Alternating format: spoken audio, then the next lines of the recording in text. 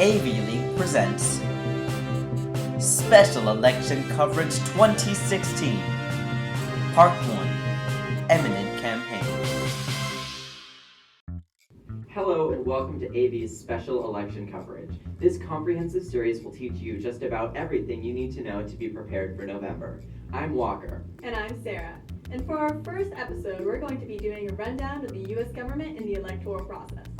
First off, what is the U.S. government? The U.S. government was founded as a federal constitutional republic, meaning we are a group of states united under a constitution. The Constitution is the basis of America's laws that lays out the structure of the government and contains amendments that outline the rights of every American citizen. These rights include the freedom of speech, the freedom of religion, the right to bear arms, and more. There are three branches to the U.S. government: the judicial branch, the legislative branch, and the executive branch. The separation of these three branches are supposed to maintain a system of checks and balances, so no branch can overpower the other.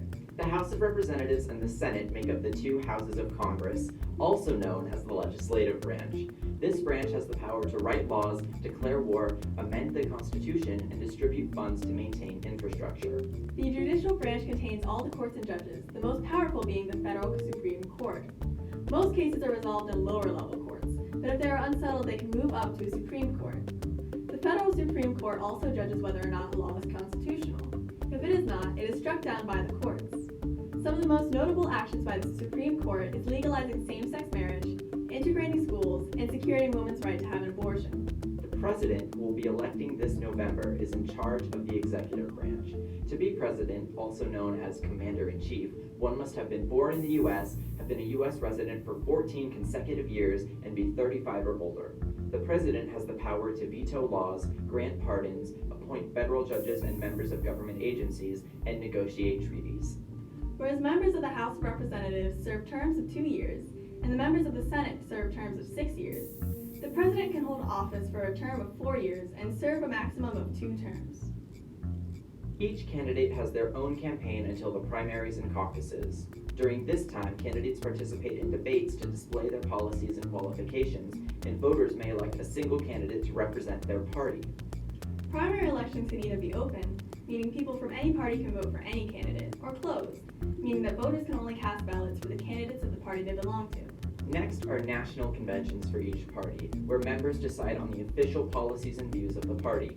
Before the conventions, presidential candidates choose their vice presidents, and during the convention, the candidate who wins the primary and their running mate accept their nomination for president and vice president. General elections follow the conventions on the Tuesday after the first Monday of November. This is where voters can cast their ballots for the final candidates of each party, ultimately choosing the winning candidate for each state. From there, the president is chosen by the Electoral College.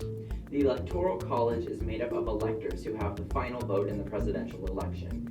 Each state has the same number of electors as they do representatives in Congress, which includes the House of Representatives and the Senate. The Senate has 2 representatives for each state, while the House of Representatives bases the number of representatives on the population of the state. Each elector has 1 vote that they cast on their state's winning candidate from the general election.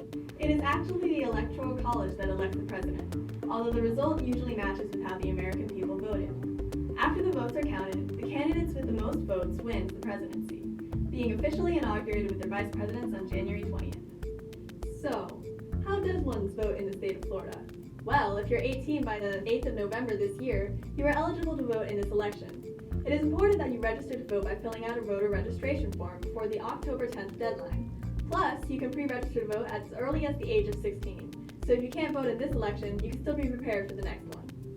To fill out a voter registration form, come see me in person. I have forms you can fill out in 2 minutes, which are then taken directly to the Supervisor of Elections office. You can also download the form online and fill out a printed copy, which then must be mailed to your local Supervisor of Elections. Thanks for watching, and make sure to tune into episode 2, where we discuss political parties and their different views.